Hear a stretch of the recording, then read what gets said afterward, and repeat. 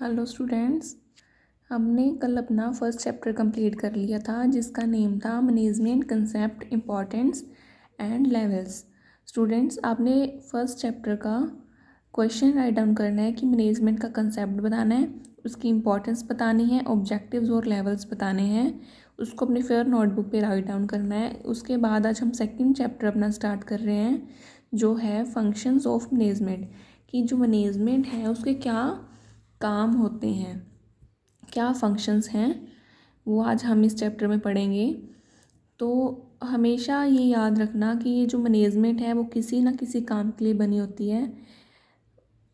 तो आज हम पढ़ते हैं the study of the functions of management is an important topic in theory of management. Management is the art of getting things done through and with people for the accomplishment for pre determined objective.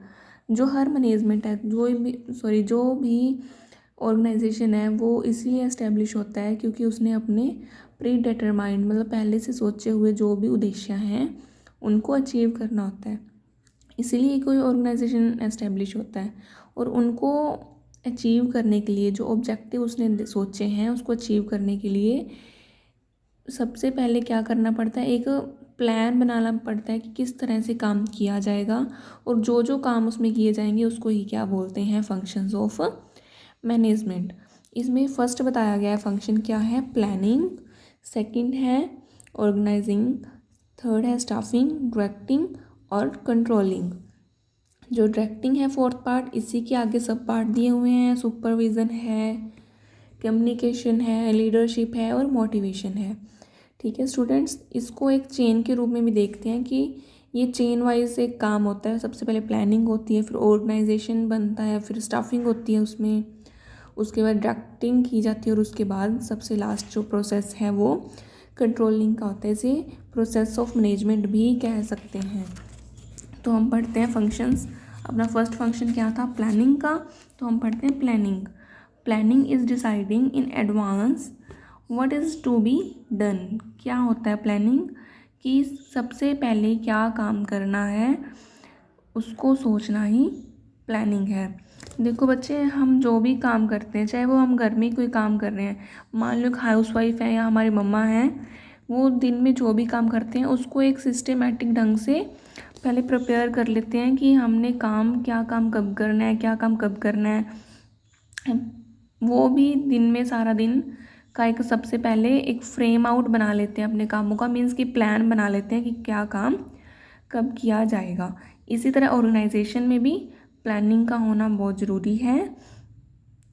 इसमें क्या है, ये एक important function है अपने management का। Almost all managers plan what either they are the top. कहते कोई भी मैनेजर है, चाहे वो टॉप लेवल पे काम कर रहा है या मिडल लेवल पे है या बॉटम लेवल पे है, वो प्लानिंग करता ही करता है। एक ऐसी टेक्निक है जो हमें फ्यूचर की ओर लेके जाती है और जो हमारे ऑर्गेनाइजेशन में कम्युनिकेशन अच्छा बना के रखती है। इसके बाद इम्पोर्टेंस बताए गए हैं कि प्लानिंग की क्या इम्पोर्टेंस है।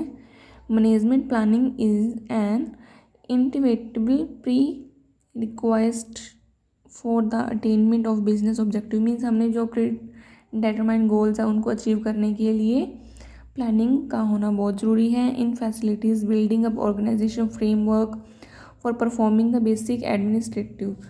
मतलब जो अपने काम में कोऑर्डिनेशन, मोटिवेशन, डायरेक्टिंग बनाने के लिए ये इम्पॉर्टेंट है। और क्या हेल्प करता है, ये इवैल्यूएशन करने के लिए भी हेल्प करता है। इसी तरह से ये हमारे जो प्लानिंग है बहुत काम आता है। उसके बाद essential of an idea plan. Ideal plan कैसा होना, मीन्स कि एक जो प्लानिंग है वो किस तरह की होनी चाहिए। Well conceived plan according to which should have the flowing treatment. क्या है, इट शुड बी सिंपल होना चाहिए, फ्लेक्सिबल होना चाहिए, कि अगर हम उसमें चेंज करना चाहें तो कर सकें, ऐसा प्लान हमारा होना चाहिए।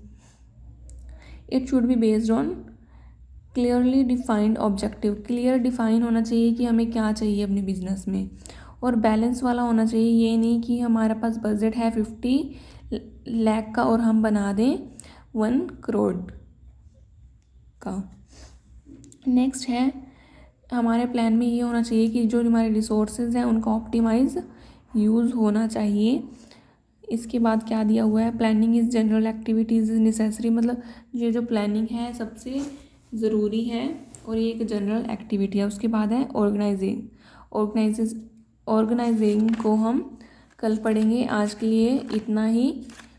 Thank you.